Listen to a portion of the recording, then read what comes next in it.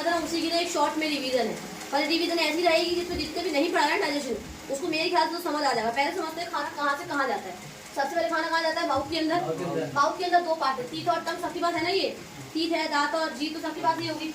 उधर ओइसोफेगस बोलते हैं, ओइसोफेगस है, लेकिन इसको क्या बोलते हैं, वो लिखते हैं ओइसोफेगस है, और उसको प्रोनाउंस क्या करते हैं, पढ़ते क्या है, ईसोफेगस। क्या पढ़ते हैं इसे हम? ईसोफेगस।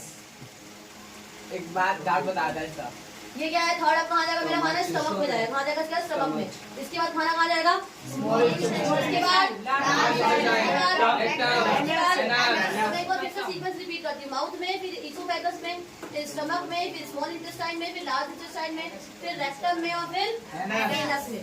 इसको समझाने से पहले आता है स्टमक वाले पार्ट में, क्योंकि मेन डाइजेशन ना इसमें इसमें और इसमें ही होगी। बाकी सारे पार्ट ना एक कैरियर की तरह एक्ट करते हैं, बस खाने को आगे लेके जाने में। तो सबसे पहले आ जाओ स्टमक पे।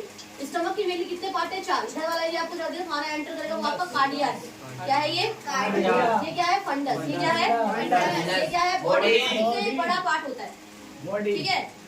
स्टमक का सबसे बड़ा पार्ट होता है बॉडी, जो पेट में सबसे बड़ा रीजन माना जाता है। इसके बाद ये है पाइलोरस। क्या है ये? पाइलोरस। अब मेरा खाना कार्डिया के अंदर एंटर करता है। फंडस एक गैस फिल्ड कैविटी होती है, जहाँ पे मेरे कुछ एंजाइम होते हैं जो ये खाने को दे देता है, और मेरा खाना क्या होता है? डाइजेस्ट हो जाता है। बॉडी सबसे बड़ा पार्ट है, यहाँ पे खाने की मिक्सिंग होगी। कैसी मिक्सिंग होगी? स्टमक ना ऐसे कॉन्ट्रैक्ट करता है और ऐसे रिलैक्स करता है। अब कॉन्ट्रैक्ट वर्ड का मतलब क्या है? समझते हैं, जब भी कोई ऑर्गन अपनी पोजीशन से हटेगा तो वो कॉन्ट्रैक्ट होगा। सपोज करो स्टमक अभी ऐसा था, स्टमक ने ऐसे करा तो ये कॉन्ट्रैक्ट कर गया, ऐसे कर गया तो ये क्या कर गया? तो ये क्या करेगा? कॉन्ट्रैक्शन। अब कोई चीज कॉन्ट्रैक्ट और रिलैक्स करेगी तो एक एटलीस्ट एट लास्ट वो क्या करेगी? खाने को मिक्स करेगी। क्या करेगी? तो अगर बॉडी, स्टमक की बॉडी कॉन्ट्रैक्ट और रिलैक्स करती है, इसका मतलब मेरा खाना क्या हो रहा होगा? मिक्स। अब क्या मिक्स हो रहा होगा उसके अंदर? जो भी दूसरी एंजाइम में निकाल रहा होगा, सीधी सी बात है। अभी पढ़ेंगे वो क्या निकालता है। अब आते हैं स्मॉल इंटेस्टाइन पे। इस पे आते हैं कि मेरा खाना स्टमक के बाद कहाँ गया था? स्मॉल इंटेस्टाइन में गया था। तो स्मॉल इंटेस्टाइन यहीं से स्टार्ट हो जाता है। अगर आपको कनेक्ट करो तो ये जो कनेक्टिंग पार्ट है ना, यहाँ से जुड़ा होगा एक तरीके से। तो जो स्टार्टिंग पार्ट है उसे बोलते हैं डिओडेनम। क्या बोल देते हैं? देखो स्मॉल इंटेस्टाइन है, वैसे पेट के अंदर ना बिल्कुल ऐसे कोई पाइप ले लो बड़ी सी, या कोई धागा ले लो बड़ा सा, उसे कैसे हम ऐसे कॉइल करके रखते हैं। उनको देखा है कभी? अगर उन खुल जाए तो कैसे उलझ जाता है। तो कुछ इसी तरीके से स्मॉल इंटेस्टाइन मेरे पेट के अंदर, हर ह्यूमन बीइंग के पेट के अंदर है। लेकिन जब मैं इसे खोल दूं तो पता है इसकी लेंथ कितनी पहुंच जाती है? 6.8 से लेके 7.2 मीटर तक पहुंच जाती है। तो स्मॉल इंटेस्टाइन की लेंथ कितनी पहुंच जाएगी? 6.8 से लेके 7.2 मीटर, और एक हाथ की लंबाई आप 1 मीटर समझ सकते हैं। तो मतलब ये कितनी बड़ी है लेंथ। तब भी अपना काम क्या करे? बिल्कुल प्रॉपरली कर रही है। दूसरा पार्ट क्या है? जेजनम। दूसरा पार्ट क्या है? जेजनम। और लास्ट वाला पार्ट जो जाके मेरे लार्ज इंटेस्टाइन के सीकम से कनेक्ट हो जाता है, उसे हम बोलते हैं इलियम। क्या बोल देते हैं? इलियम। इसके बाद मेरा क्या आएगा? Large intestine. अब लार्ज इंटेस्टाइन में कुछ इस तरीके का दिखता है।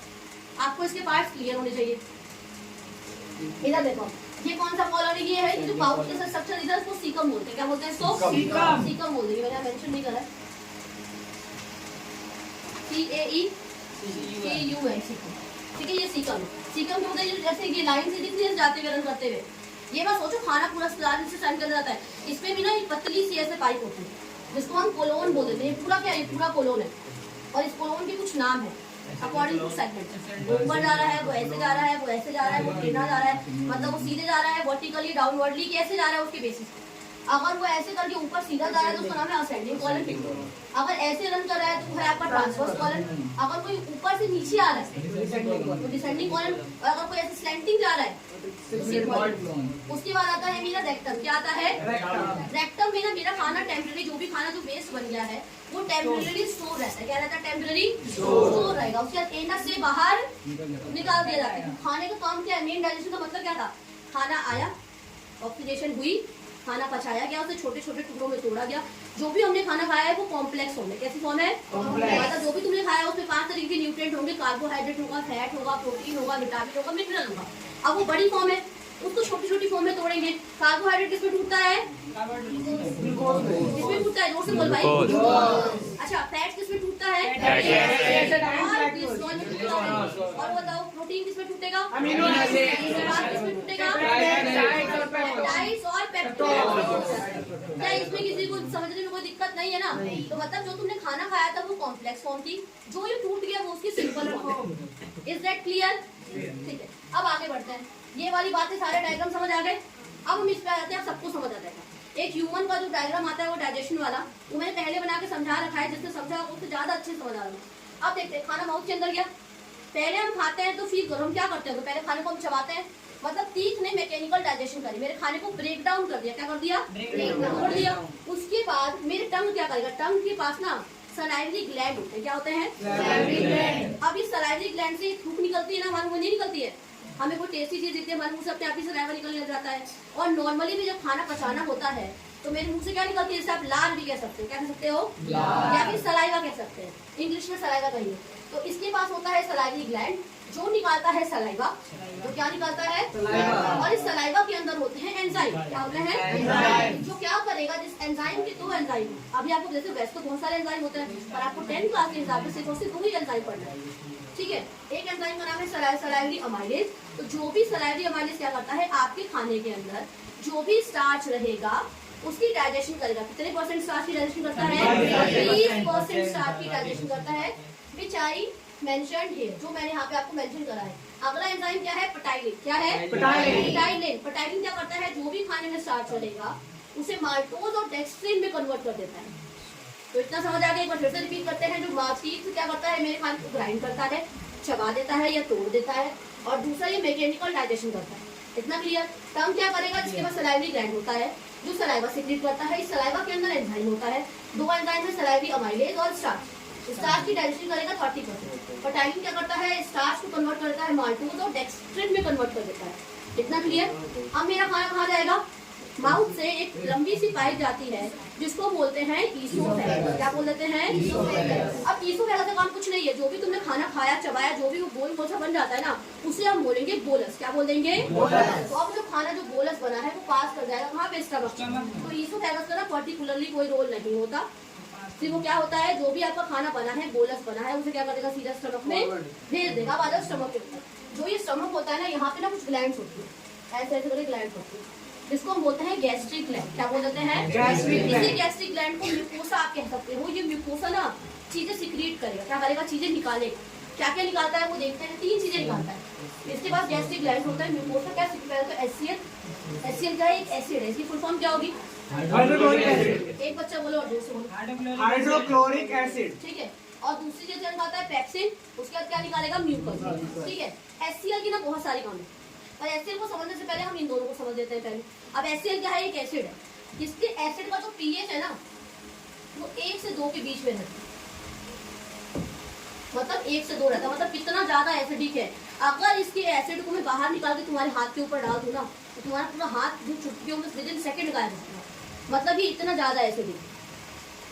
अब पेट में भी कैसे, हमारे पेट की ग्लैंड्स कैसे बची पड़ी है, अंदर की लाइनिंग कैसे बची पड़ी है, तो वो बचाता है म्यूकस। मतलब म्यूकस का एक चिपचिपी सी कह सकते हैं, पानी जैसा होता है, मतलब म्यूकस क्या एक सॉल्ट फ्लूइड है जो बहुत ही सॉफ्ट है और चिपचिपा सा है, ऐसा कह सकते हो म्यूकस, ठीक है। अभी म्यूकस क्या करता है, मेरे पेट के अंदर मेरा सपोज करो अगर ये पेट है तो पेट के अंदर मेरा एक पूरी कवरिंग सी बना देता है। क्यों, क्योंकि अगर HCl भी निकल रहा है, म्यूकस भी निकल रहा है और पेप्सिन भी निकल रहा है, तो अगर HCl निकल रहा है तो वो वापस आकर टकराएगा नहीं, क्या पेट से टकराएगा ना, तो टकराएगा तो मेरे स्टमक को भी तो खत्म कर सकता है, पर नहीं खत्म कर पाएगा। क्यों, क्योंकि म्यूकस से क्या करिए, पूरी एक कवरिंग बना ली। क्या बना लिया है, इसीलिए म्यूकस का जो मेन काम है वो क्या है, protect inner lining of stomach from its own secretion which is HCl, and the meaning of HCl is hydrochloric acid, ठीक है। अगले आ जाओ, पेप्सिन क्या करता है, पेप्सिन का काम है जो भी मेरे खाने के अंदर जो प्रोटीन रहेगा ना उसे डाइजेस्ट कराएगा। क्या कराएगा, खाने के अंदर के प्रोटीन क्या करता है, डाइजेस्ट करता है। HCl क्या करता है, ये मेरे खाने को ब्रेक डाउन करेगा, मेरे पेट को पूरा एसिडिक मीडियम देता है। तो वो दीदी क्यों, क्योंकि पता है जो पेप्सिन तुम्हें दिख रहा है ना, पहले ये इनएक्टिव था, इसको एक्टिवेट होने के लिए एसिडिक मीडियम चाहिए, जो कौन देता है, HCl दे देगा। तो जो इनएक्टिव मतलब पेप्सिनोजन को कन्वर्ट कर देता है पेप्सिन, इसमें कन्वर्ट कर देगा, और ये किसकी मदद से करता है, HCl की मदद से करता है। किसकी मदद से कन्वर्ट करेगा, HCl की मदद से कन्वर्ट करेगा। इतना क्लियर। तो मतलब पेप्सिन का काम तो है डाइजेस्ट करना प्रोटीन, लेकिन पेप्सिन पहले खुद से नहीं बना था, ये पहले था पेप्सिनोजन। इसे एक्टिवेट करने के लिए कौन आया होगा, समझो क्या होता है। मान लो स्टमक की म्यूकोसा मेम्ब्रेन ने पेप्सिनोजन भी निकाला होगा, HCl भी निकाला होगा और म्यूकस भी निकाला होगा। म्यूकस से तो कवरिंग कर रहे होगे HCl से बचाने के लिए। अब पेप्सिनोजन HCl तो निकला है साथ में, तो वो निकलते ही निकलते ना एक्टिवेट हो जाता है। मतलब जैसे जैसे वो सीक्रेट करेगा एचसीएल कांटेक्ट में आएगा, पेप्सिन में किसमें बदल जाएगा, पेप्सिन में। किसको डाइजेस्ट करेगा, प्रोटीन को डाइजेस्ट करेगा। क्या स्टमक का इतना पार्ट क्लियर हो गया? स्टमक के बाद अब खाना मेरा कहाँ जाएगा, स्मॉल इंटेस्टाइन। स्मॉल इंटेस्टाइन में ना, स्मॉल इंटेस्टाइन खुद तो डाइजेशन करता ही करता है, लेकिन साथ ही दूसरे ग्लैंड या ऑर्गन की भी सिक्रीशन लेता है। किस चीज की सिक्रीशन लेता है ये? रिसीव सिक्रीशन फ्रॉम लिवर और पेनक्रियास। मतलब इसके बगल में पेनक्रियास होता है, पेनक्रियास तो पत्ते जैसा लीफ लाइन स्ट्रक्चर होता है, और लिवर को तो आपने देखा होगा कुछ इस तरीके का दिखता है ना। अब ये इसकी सिक्रीशंस लेगा, ठीक है। अब समझो होता क्या है, इसने क्या करा, ये रिसीव करता है सिक्रीशन लिवर की और पेनक्रियास की। लिवर से क्या लिया इसने, बाइल जूस। बाइल जूस क्या करता है, मेरी इमल्सिफिकेशन ऑफ फैट में हेल्प करता है। अब इमल्सिफिकेशन ऑफ फैट क्या होता है मैंने बताया था, जो फैट के लार्ज बड़े बड़े जो ग्लोब्यूल्स आपने खाए थे उसको छोटे छोटे टुकड़ों में तोड़ेगा।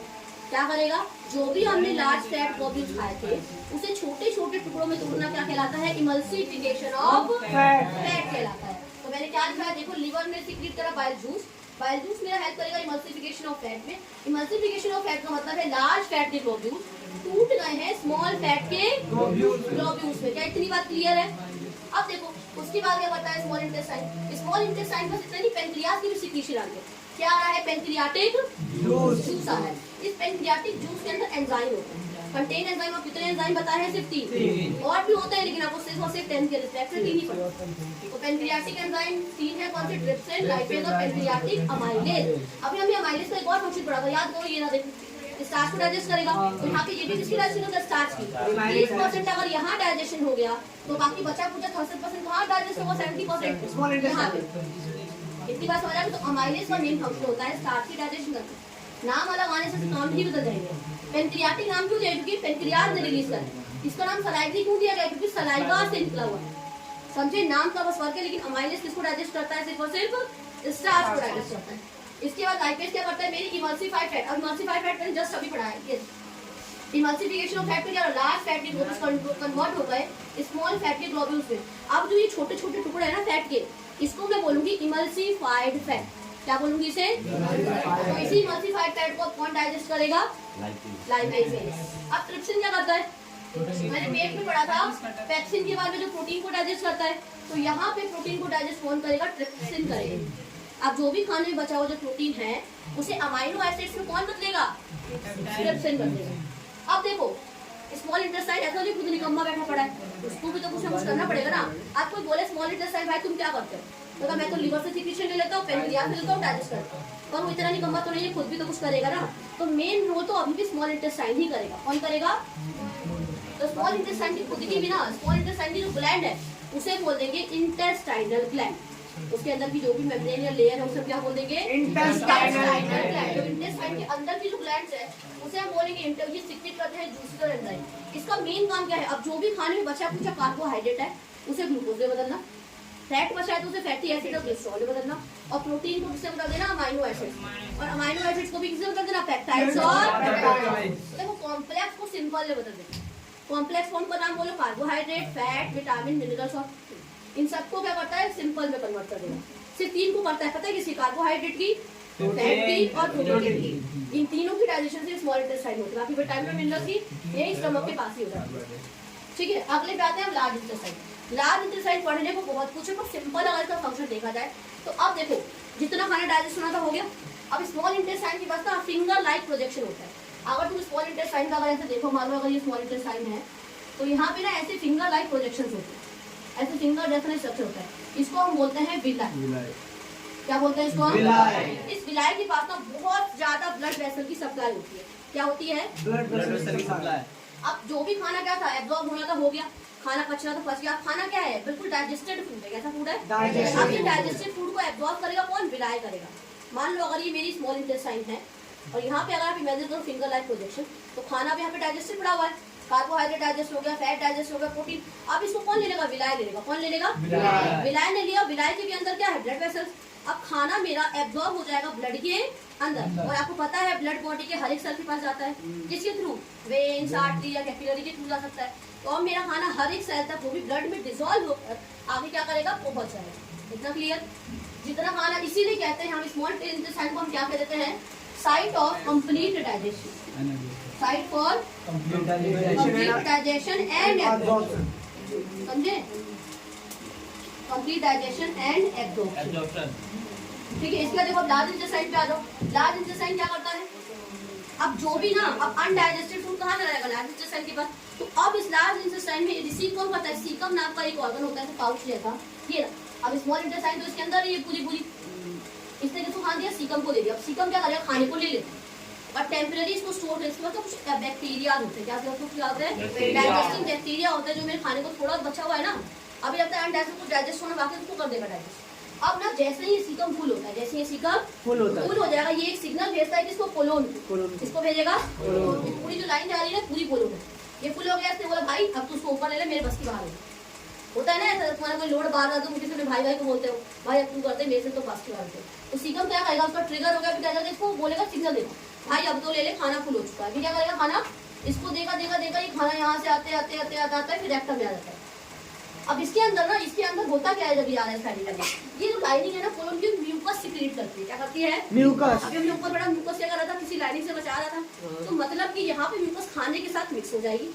जो भी आपका अनडाइजेस्टेड फूड है ना उसके साथ क्या करेगा, ये मिक्स करेगा और खाने को सॉफ्ट बना देगा। क्यों बनाएगा सॉफ्ट, अच्छा अनडाइजेस्टेड फूड है तो क्या उसमें वाटर रहेगा, नहीं रहेगा। तो जो आपका अनडाइजेस्टेड फूड होता है वो डिहाइड्रेटेड होता है। क्या होता है, डिहाइड्रेटेड मतलब रिमूवल, और हाइड्रेटेड मतलब पानी, उसमें पानी नहीं है तो उस खाने को हाइड्रेटेड बना देता है। क्या बना देता है, हाइड्रेटेड, मतलब उसमें पानी ऐड कर देगा ताकि जो खाना है स्मूथली आगे क्या कर जाए, पास कर जाए। तो अब कोलोन क्या करेगा, म्यूकस सिक्रीट करेगा, पानी मिक्स करेगा और जितना भी इसके अंदर पानी एब्जॉर्ब होना था, मान लो अभी अनडाइजेस्टेड फूड में पानी वाली रह गया, तुम्हें कहा दीदी पहले तो पानी था, लेकिन अभी हो सकता है कि अनडाइजेस्टेड फूड में ना थोड़ा बहुत पानी हो, तो उसकी भी एब्जॉर्प्शन वापस से कौन कर लेता है, कोलोन ही करता है।